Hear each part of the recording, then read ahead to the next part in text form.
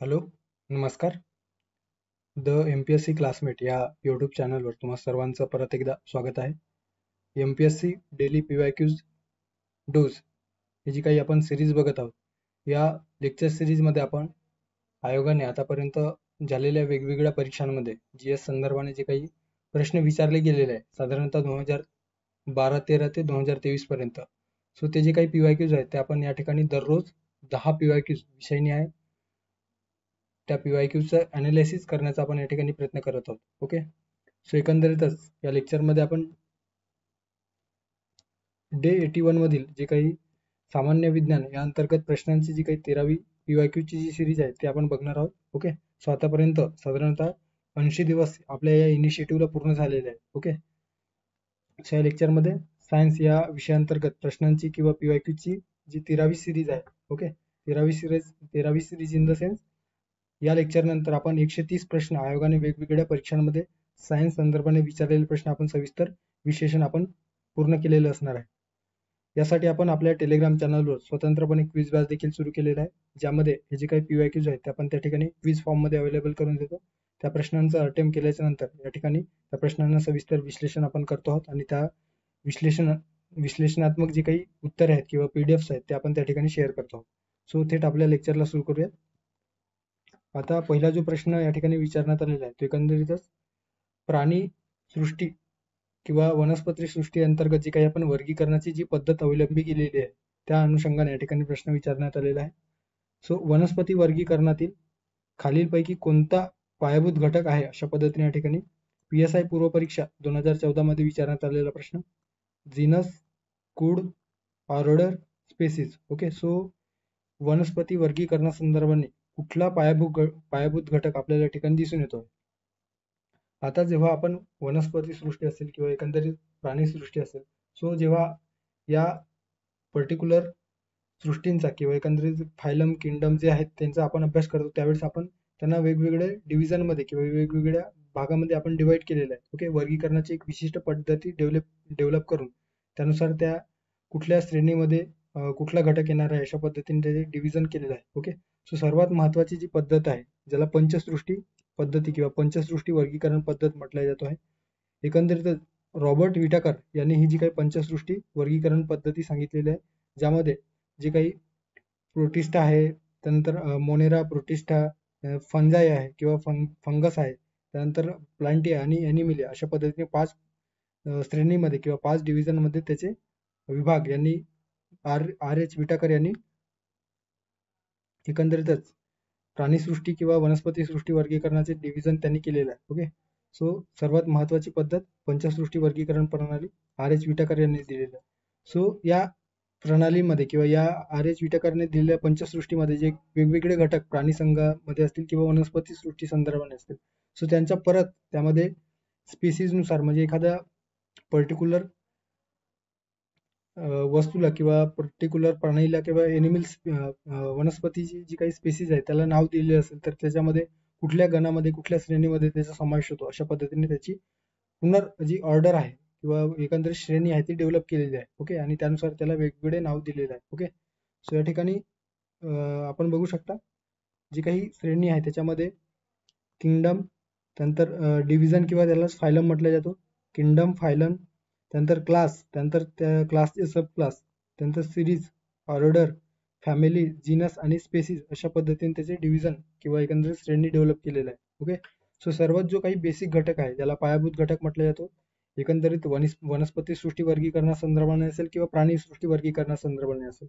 So सर्वात पहिली जी काही घटक आहे पायाभूत घटक, सो आपल्याला स्पेसीज दिसून येतो, त्यानंतर जीनस, त्यानंतर फॅमिली, त्यानंतर आहे ऑर्डर, त्यानंतर क्लास, फायलम, किंगडम आणि सर्वात वरची जी काही आहे सर्वात उच्च स्तरावर असणारी ते डोमेन. ओके, अशा पद्धतीने वेगवेगळ्या श्रेणीमध्ये हे जे काही प्राणी संघ आहे किंवा वनस्पती संघ आहे ते डिवाइड झालेले आहेत. ओके, सो उच्च श्रेणीकडून निम्न श्रेणीकडे जर प्रश्न विचारलेला असेल, ओके, जे की आयोगाने 2022च्या प्रश्न परीक्षेत राज्यसेवा पूर्व परीक्षेत विचारलेला आहे. ओके, सो सृष्टी अर्थात किंगडम, त्यानंतर फायलम, त्यानंतर क्लास अर्थात वर्ग, त्यानंतर क्रम, ऑर्डर, फॅमिली अर्थात कुटुंब, जात. ओके, जीनस आणि स्पेसिस. ओके, सो अशा पद्धतीने या ठिकाणी त्याची जी काही अरेंजमेंट आहे ती केलेली आहे. सो सर्वात पायाभूत घटक असणार आहे स्पेसिस. ओके, स्पेसिस खालच्या लेवलवर किंवा खालच्या स्तरावर असणारा स्पेसिस हा पायाभूत घटक असतो. आयदर ते ॲनिमलच्या क्लासिफिकेशन संदर्भात असो किंवा वनस्पती सृष्टी संदर्भात असो. सो या प्रश्नाचा योग्य पर्याय असणार आहे स्पेसिस, पर्याय क्रमांक 4. ओके, त्यानंतरचा प्रश्न आहे परत वनस्पती सृष्टी वर्गीकरणासंदर्भाने जे काही वनस्पती सृष्टीचे वर्गीकरण आपण क्रिप्टोगम्स, त्यानंतर फॅनोरोगम्स, त्यानंतर थायलोफायटा, ब्रायोफायटा, टेरिडोफायटामध्ये करत असतो. तर त्या अंतर्गत या ठिकाणी प्रश्न विचारण्यात आलेला आहे. ओके, PSI पूर्व परीक्षा 2011 मध्ये विचारण्यात आलेला प्रश्न.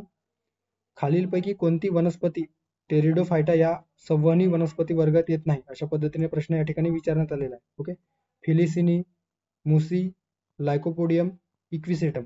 ओके, सो आपल्याला टेरिडोफायटा जी काही वनस्पती सृष्टी आहे त्याच्यामध्ये कोणते कोणते वनस्पतीचे जे काही प्रजाती आहेत ते येतात आणि टेरिडोफायटा व्यतिरिक्त जी काही इतर प्रजाती आहेत त्याच्यामध्ये कुठले प्राणीसंघ किंवा वनस्पती जी काही श्रेणी आहे ते येतात ते आपल्याला माहिती असणे गरजेचं आहे. सो या ठिकाणी टेरिडोफायटा संदर्भाने काही वैशिष्ट्ये दिलेली आहेत. तत्पूर्वी आपण जे काही किंगडम प्लांटी किंवा वनस्पतीची जी काही वनस्पती सृष्टी आहे त्याच्यामध्ये डिवायडेशन कशा पद्धतीने केलेलं आहे ते आपण बघणार आहोत. सो किंगडम प्लांटी अंतर्गत त्याचे दोन याच्यामध्ये डिवायडेशन झालेलं आहे, एक क्रिप्टोगम्स आणि फेनोरोग्राम्स. क्रिप्टोगम्स म्हणजे काय, तर ज्यामध्ये बिया आपल्याला दिसून येत नाही. ओके, सो बिया त्यामध्ये नसतात.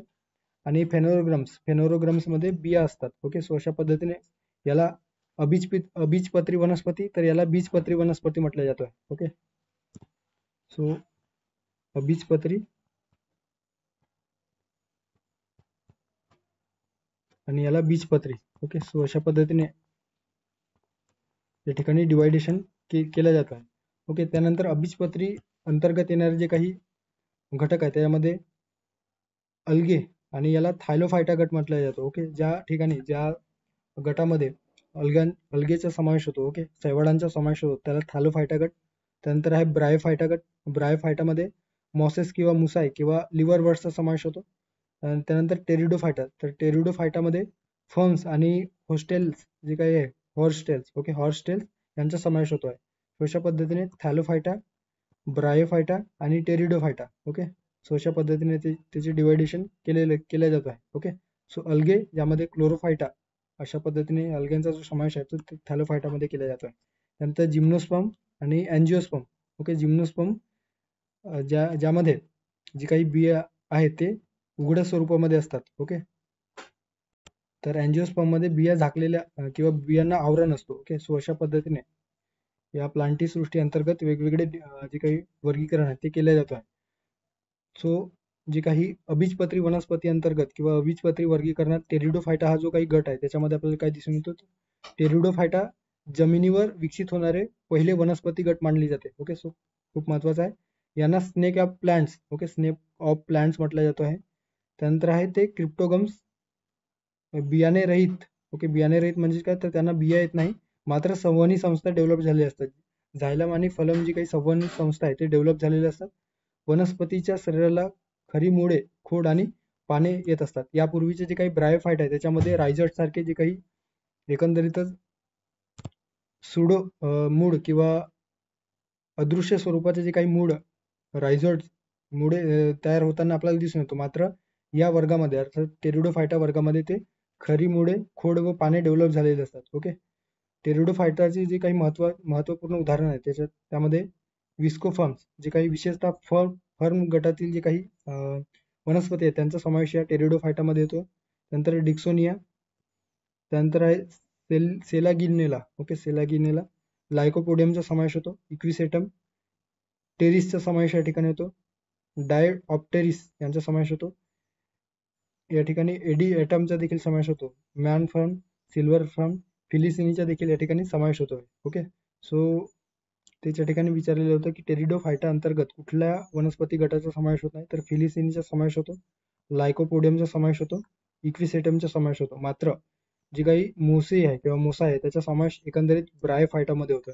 ओके, सो ब्रायोफायटामध्ये होतं, त्यामुळे पर्याय क्रमांक या ठिकाणी योग्य पर्याय असणार आहे. कुठल्या गटामध्ये किंवा कुठल्या वनस्पतीच्या टेरिडोफायटामध्ये समावेश होत नाही, तर मूसी, अर्थात पर्याय क्रमांक 2 या प्रश्नाचा योग्य पर्याय आहे असं आपण म्हणू शकतो. ओके, आता जे काही या ठिकाणी टेरिडोफायटा अंतर्गत फर्न्स दिलेला आहे, लायकोपोडियम, सेलेजिनेला, त्यानंतर इक्विसेटम, ऑर्डियम आणि मर्सिलिया यांचा समावेश या ठिकाणी या गटामध्ये होताना दिसून येतो. ओके, सो पुढे जाऊया. पुढचा जो एकंदरीत प्रश्न आहे तो इन्सुलिन संदर्भाने या ठिकाणी कंबाईंड गट क पूर्वपरीक्षा 2022 मध्ये विचारला गेलेला प्रश्न. इन्सुलिन रक्ताचे इन्सुलिन जे आहे ते रक्तातील साखरेचे प्रमाण कमी करते. सो कशा पद्धतीने ते कमी करते अशा पद्धतीने या ठिकाणी प्रश्न विचारले गेलेला आहे. ओके, सो या ठिकाणी पर्याय दिलेले आहेत. रक्तातील साखर शोषून, त्यानंतर आहे ग्लायकोजन तयार करून, प्रथिन संश्लेषण करून, चरबीची साठवण करून. सो कुठल्या पद्धतीने जी काही इन्सुलिन संप्रेरक आहे ते, जे की इन्सुलिन आपल्याला माहितीच असेल की स्वादुपिंडातून इन्सुलिन हा जो काही संप्रेरक आहे तो स्त्रवला जातो. ज्यावेळेस साखरेचे जे काही प्रमाण आहे ते नियंत्रणाबाहेर असेल आपल्या शरीरामध्ये, तर अशा वेळेस इन्सुलिन स्त्रवून साखरेतील जे काही शुगरचे जे प्रमाण आहे, शुगर लेवल मेंटेन करण्याचं कार्य या इन्सुलिनच्या माध्यमातून होताना आपल्याला दिसून येतो. ओके, त्या ठिकाणी पर्याय दिलेले आहे अ आणि ब, ब आणि ड, अ आणि क, अ ब क ड. ओके, सो या ठिकाणी जे इन्सुलिन आहे तर इन्सुलिन बद्दल आपल्याला जी काही बेसिक इन्फॉर्मेशन आहे, स्वादुपिंडातील एक एकंदरीतच एक संप्रेरक आहे हार्मोन्स. हे जे काही संप्रेरक आहेत एकंदरीतच स्वादुपिंडातील बीटा पेशीद्वारे हे संप्रेरक स्त्रवले जातो. ओके, जे काही लंगरहॅन्स पेशी आहेत ज्या स्वादुपिंडामध्ये, त्या स्वादुपिंडातील लंगरहॅन्स पेशी जे की बीटा पेशीद्वारे स्त्रवून, ओके, त्याला बीटा पेशी म्हटलं जातो आहे. सो या बीटा पेशींद्वारे ते स्त्रवल्या जातो आहे. ओके, इन्सुलिन हे शरीरातील रक्तातील जी काही ग्लुकोजची पातळी आहे ती नियंत्रण राखण्यासाठी इन्सुलिन स्त्रवला जातो. इन्सुलिन रक्तातून ग्लुकोजच्या सक्रियतेला प्रोत्साहन देते आणि त्यामुळे रक्तातील ग्लुकोजची जी काही एकाग्रता आहे किंवा कन्सन्ट्रेशन आहे ते कमी होते. ओके, थोडक्यात काय तर ग्लुकोजची जी काही पातळी आहे ती नियंत्रणास आणण्याचे कार्य या इन्सुलिनच्या माध्यमातून होतो आहे. इन्सुलिन हे जे काही विकर आहेत ते एकंदरीतच ग्लायकोजनचे सिंथेसिस करण्यासाठी आणि अतिरिक्त जे काही ग्लुकोज असेल तर ग्लुकोजचे ग्लायकोजनमध्ये रूपांतर करून जे काही साखरेचे प्रमाण आहे ते नियंत्रित केले जाते आणि ते साठवले देखील जाते. ओके, सो ग्लायकोजनच्या स्वरूपात ते साठवले जाते. इन्सुलिन हे एडिपोसाइट्स जे पेशी असतात त्यावर कार्य करतं आणि परिणामी जे काही चरबी आहेत ते चरबी जे काही थोडक्यात एडिपोसाइट्स जे टिश्यू आहेत ते टिश्यूवर ते कार्य करत असतात आणि एकंदरीतच जे चरबीचे जे प्रमाण आहे ते साठवून ठेवण्याचे जे कार्य आहे ते या इन्सुलिनच्या माध्यमातून होताना दिसून येतो आहे. ओके, इन्सुलिन पेशीमध्ये ग्लायकोजेनेसिसद्वारे ग्लायकोजन तयार करण्यास मदत देखील करतो. सोबतच सिग्नलिंगमध्ये असे वेगवेगळे रासायनिक संदेशवाहन अर्थात जे काही न्यूरोट्रान्समीटर आहेत असतात आपल्या शरीरामध्ये त्यामध्ये सक्रिय करून प्रथिन संश्लेषण करण्यात देखील मदत करण्याचे कार्य या इन्सुलिनच्या माध्यमातून होताना दिसून येतो आहे. ओके, या ठिकाणी जे पर्याय दिलेले आहे किंवा विधानात दिलेले साखरेतील साखर शोषून केले जातो का? नक्कीच ग्लायकोजन तयार केले जातो.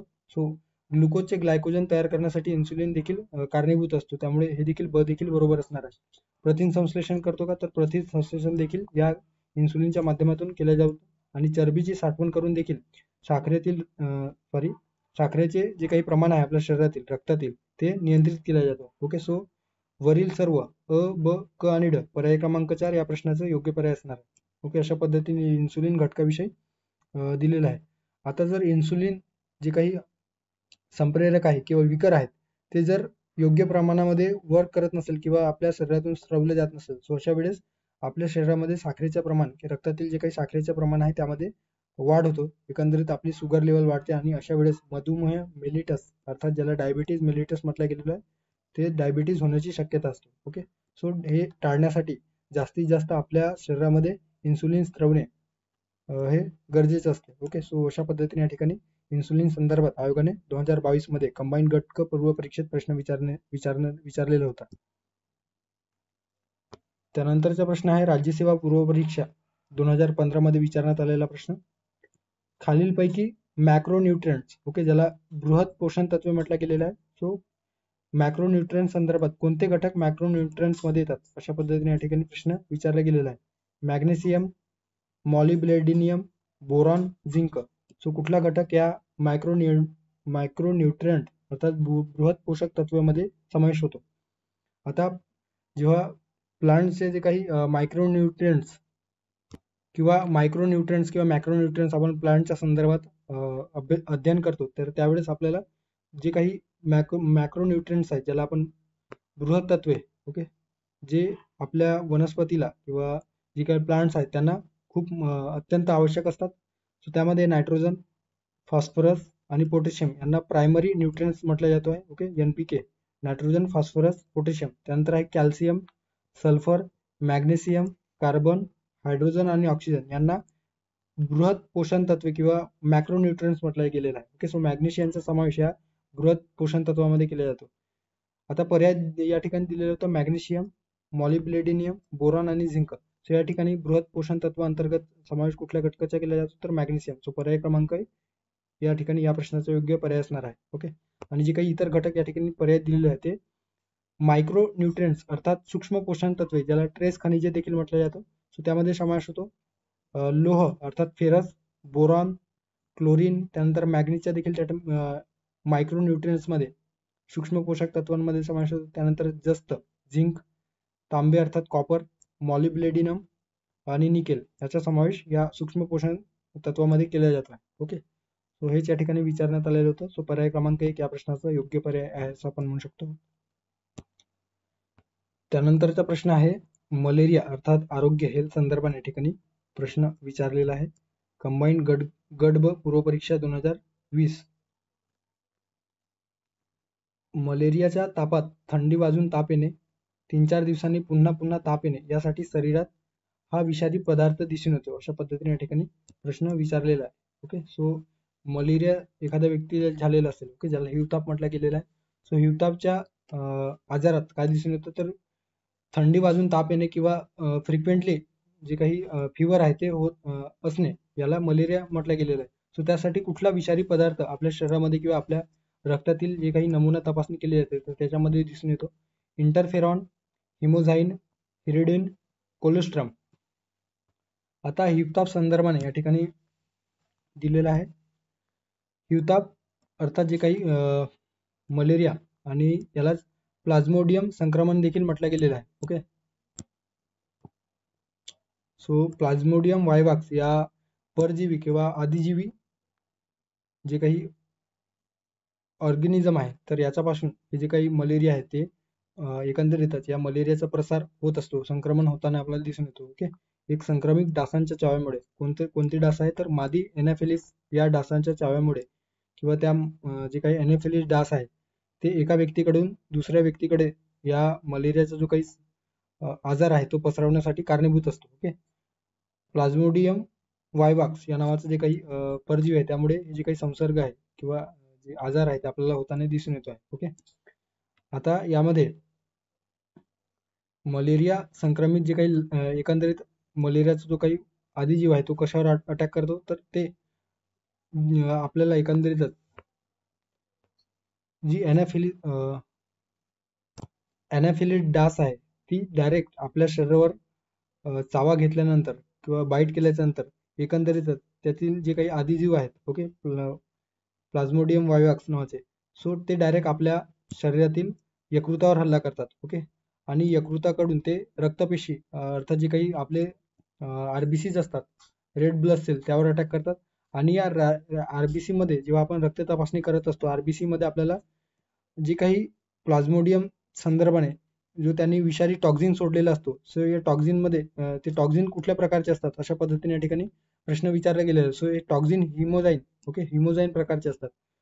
सो मलेरिया संक्रमित जे काही लाल रक्तपेशींचे एक वैशिष्ट्य म्हणजे काय, तर मलेरिया रंगद्रव्य अर्थात जे काही मलेरियामध्ये जो काही टॉक्झिन असतो, ओके, विषारी जे काही विषारी स्वरूपाचे जे घटक असतात ज्याला हिमोझाईन म्हटलं गेलेलं आहे. ओके, सो ते जे काही हिमोझाईनमुळे जो आजार आहे तो मलेरिया आजार किंवा फिवर येणे हे जे काही डिझीज आहे ते आपल्याला होताना दिसून येतो. ओके, सो हिमोझाईन, प्लाझ्मोडियम आणि इतर जे काही रक्त आहार घेणारे जे परजीवी आहेत सो ते आपल्या रक्तातील एरिथ्रोसाइट जे काही आरबीसीज आहेत त्याच्यामधील जे काही उपप्रकार एरिथ्रोसाइट आहेत त्यावर आक्रमण करतात आणि ज्यावेळेस हिमोग्लोबिन ओके जे काही आपल्या आरबीसी मध्ये जे हिमोग्लोबिन असतात ते शोषून घेण्यासाठी यामध्ये हिम विषपण बाहेर काढण्यासाठी किंवा टाळण्यासाठी बायोक्रिस्टल या बायोक्रिस्टल स्वरूपामध्ये हिमोजाईन प्रेझेंट असते. थोडक्यात काय तर जास्त लक्षात नाही जास्त या ठिकाणी किचकट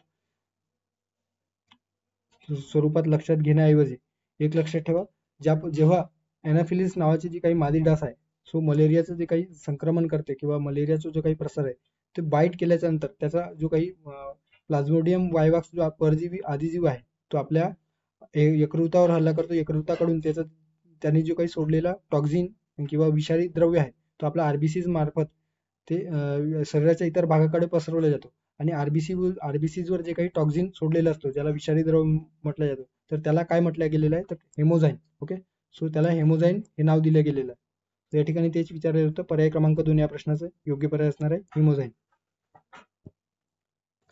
त्यानंतरचा प्रश्न आहे राज्यसेवा पूर्व परीक्षा 2013 मध्ये विचारण्यात आलेला प्रश्न. बटाटा चिप्स उत्पादक किंवा चिप्स बागेत नाही तर बॅगेत. ओके बॅगेत बटाटा चिप्स उत्पादक जे काही कंपनी असतात त्या चिप्स जे काही बॅगेत भरताना अर्थात जे काही पॅकेट्समध्ये जेव्हा ते चिप्स भरतात तर त्यासोबत एक वायू देखील भरतात जेणेकरून चिप्स हे ऑक्सिडाइज होत नाही अर्थात ते खराब होत नाही. तर खालीलपैकी कोणता वायू यासाठी वापरला जातो अशा पद्धतीने या ठिकाणी प्रश्न विचारला गेलेला आहे. हायड्रोजन वायू, सल्फर डायऑक्साईड वायू, नायट्रोजन वायू की कार्बन डायऑक्साईड वायू. सो कुठल्या वायूचा वापर एकंदरीतच जे काही चिप्स वगैरे जे पॅकेट्स आहेत त्याच्यामध्ये चिप्स किंवा इतर जे काही वेफर्स असतात ते खराब होता कामा नये यासाठी त्या पॅकेटमध्ये ते वायू भरले जातो आहे. सो ते जे काही वायू आहे ते नायट्रोजन वायू. सो नायट्रोजन वायूचा वापर किंवा उपयोग कशामध्ये केला जातो तर नायट्रोजन वायूचा वापर अक्रियाशील वातावरण प्रदान करण्यासाठी जेणेकरून अन्न पदार्थाचे ऱ्हास होण्यापासून संरक्षण प्रदान करेल. अक्रियाशील वातावरण म्हणजे काय तर ऑक्सिडाइज होता कामा नये किंवा बाहेरचे वातावरण त्यामध्ये आतमध्ये जे काही फूड्स किंवा इतर जे काही घटक ठेवलेले आहेत त्यावर कुठल्याही प्रकारचा त्यावर प्रभाव पडता कामा नये यासाठी या नायट्रोजनचा वापर केला जातो. फूड पॅकेजिंग मध्ये अर्थात आपण या ठिकाणी बघितलेलं आहे की चिप्स जे काही पॅकेटमध्ये भरताना त्यासोबतच नायट्रोजन वायू भरत असतात. सो फूड पॅकेजिंग मध्ये त्याचा वापर केला जातो. रासायनिक उद्योगामध्ये त्याचा वापर केला जातो. ओके विमानांच्या इंधनामध्ये देखील त्याचा वापर केला जातोय. लाईट बल्ब मध्ये नॉन रिॲक्टिव्ह वायू म्हणून त्याचा वापर केला जातो.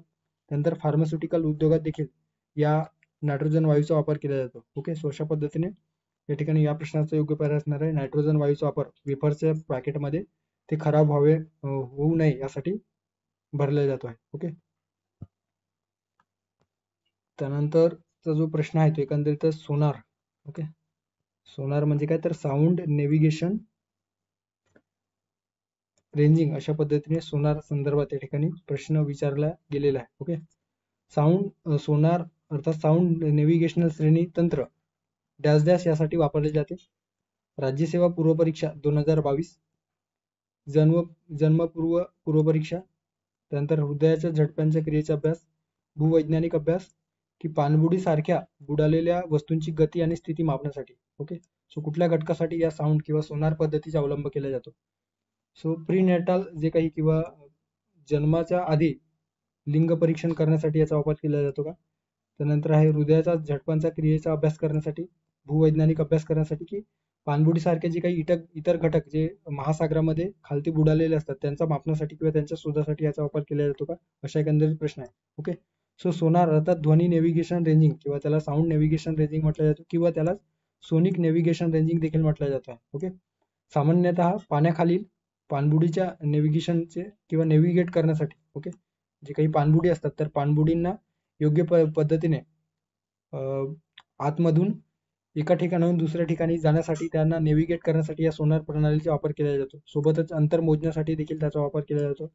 एकमेकांशी संवाद साधणं, पाण्याखालील जी काही वस्तू आहे किंवा पाण्याखालील जे काही घटक आहे त्या तंत्र असतात तर त्यांच्याशी संवाद साधण्यासाठी याचा वापर केला जातो. ओके सो अशा वेगवेगळ्या कारणासाठी सो बुडालेल्या वस्तूंची गती आणि स्थिती मापण्यासाठी याचा वापर केला जातो. आणि हे जे काही सोनार उपकरण आहे ते अल्ट्रासॉनिक वेव्हजवर कार्य करत असतात. ओके जे काही अल्ट्रासॉनिक वेव्हज असतात ओके त्यानुसार ते कार्य करत असतात. सो पर्याय क्रमांक 4 या प्रश्नाचा योग्य पर्याय असणार आहे पाणबुड्यासारख्या बुडालेल्या वस्तूची गती आणि स्थिती मापण्यासाठी त्याचा वापर केला जातो आहे. ओके, थोडक्यात काय तर पाण्याखालील जे काही संशोधन असेल किंवा इतर रिसर्चसाठी देखील अंतर असेल, दिशा असेल, वेग निश्चित करण्यासाठी याचा वापर केला जातो. त्यानंतरचा प्रश्न न्यूमेरिकल स्वरूपात या ठिकाणी ध्वनीच्या अनुषंगाने ध्वनी हे जे काही प्रकरण आहे त्यावर आयोग सातत्याने दरवर्षी राज्यसेवा पूर्व परीक्षा असेल किंवा इतर जे काही कंबाईन पूर्व परीक्षा त्यावर प्रश्न विचारतो न्यूमेरिकल स्वरूपात. सो त्या अनुषंगाने म्हणून हे जे काही प्रश्न आपण या ठिकाणी टाकलेला आहे. सो हे जे काही प्रश्न आहेत एकंदरीत गट क क्लर्क मुख्य परीक्षा 2017 मध्ये विचारण्यात आलेला प्रश्न आहे. वीज चमकल्याच्या 5 सेकंदानंतर विजेचा आवाज ऐकू येतो. जर ध्वनीचा हवेतील वेग 340 मीटर पर सेकंद असेल तर विजेचा स्थान डॅश डॅश या अंतरावर असेल. अशा पद्धतीने या ठिकाणी प्रश्न विचारला गेलेला आहे. ओके, थोडक्यात काय तर वीज जेव्हा चमकते तर वीज चमकल्यानंतर 5 सेकंदानंतर विजेचा एकंदरीत आवाज येतो. ओके, सो आवाज विजेचा जो काही आवाज आहे किंवा जो काही ध्वनी आहे तो ध्वनी ऐकू येण्यासाठी 5 सेकंदाचा जो काही वेळ लागतो आणि ध्वनीची जो काही हवेतील जो काही ध्वनीचा वेग आहे तो 340 मीटर पर सेकंद आहे. तर विजेचा स्थान आपल्याला आवाज ऐकू येणाऱ्या ठिकाणापासून किती अंतरावर असेल अशा पद्धतीने ठिकाणी प्रश्न विचारण्यात आलेला आहे. ओके, सो तेच आपल्याला अंतर काढायचं आहे. ध्वनीतील हवेतील जी काही वेग आहे ती किती आहे तर 340 मीटर पर सेकंद. त्यानंतर वेळ किती लागलेला आहे तर सेकंद. सो आपल्याला माहितच आहे अंतर काढण्यासाठी आपण वेग गुणिला वेळ काढत असतो. ओके, सो वेग गुणिला वेळ यानुसार आपण अंतर एखाद्या वस्तूची किंवा इतर घटकाची अंतर आपण मोजत असतो. त्या ठिकाणी 340 metre per second into 5 second अशा पद्धतीने जर आपण कॅल्क्युलेशन केलं तर आपल्याला जो काही योग्य पर्याय मिळणार आहे 1700 मीटर. ओके, सो ते 1700 मीटर या प्रश्नाचा योग्य पर्याय आहे. अतिशय सोपा प्रश्न होता.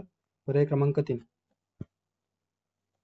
त्यानंतरचा प्रश्न आहे अल्फा बीटा गॅमा किरणांसंदर्भात बटाटे कांदे यांसारख्या भाज्यांना कोंब येऊ नये यासाठी कोणत्या किरणांचा मारा करतात. STI पूर्व परीक्षा 2015 मध्ये विचारला गेलेला प्रश्न.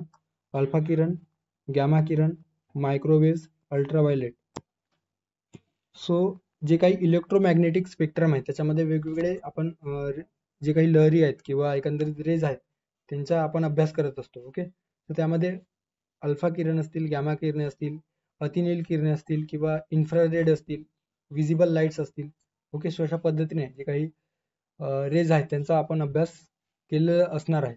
ओके, किंवा नक्कीच आपण जे काही व्हॅक्यूज अनालिसिस करत आहोत त्यामध्ये वेगवेगळ्या या लहरींचा आपण अभ्यास करत आलेलो आहोत. ओके, सो त्यामधील जे महत्वाचं जी फ्रिक्वेन्सी आहे एकंदरीतच किंवा रेज आहे त्यामध्ये गॅमा किरणे. ओके, सो गॅमा किरणा संदर्भात या ठिकाणी प्रश्न विचारला गेलेला आहे.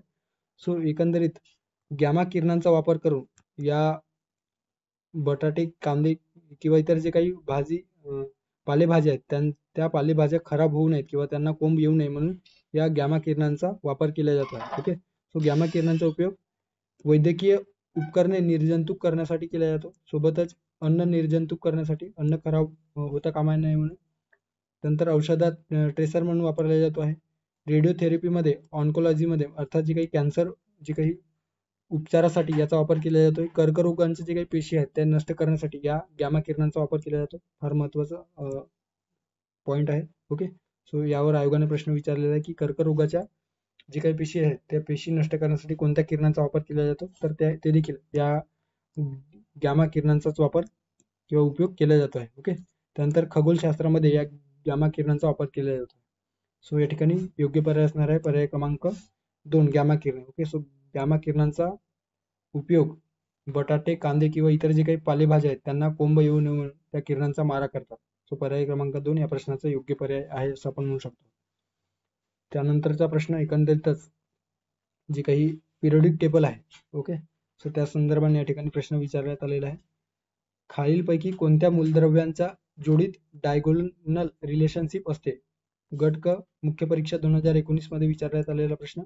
लिथियम आणि बेरिलियम, लिथियम आणि मॅग्नेशियम, लिथियम आणि झिंक, लिथियम आणि सल्फर. सो कुठल्या दोन मूलद्रव्यामध्ये डायगोनल रिलेशनशिप असतं.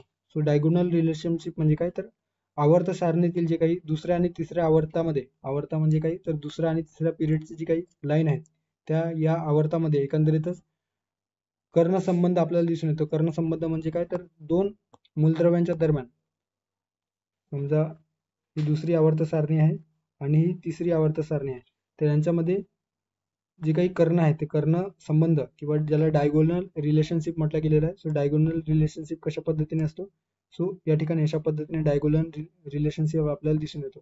ओके, सो लिथियमच्या मॅग्नेशियम सोबत, त्यानंतर इकडे बेरिलियमचा सिलिका सोबत. ओके, सो अशा पद्धतीने या ठिकाणी डायगोनल रिलेशनशिप काढले जात आहे. ओके, आणि तेच या ठिकाणी प्रश्नात विचारलेलं आहे.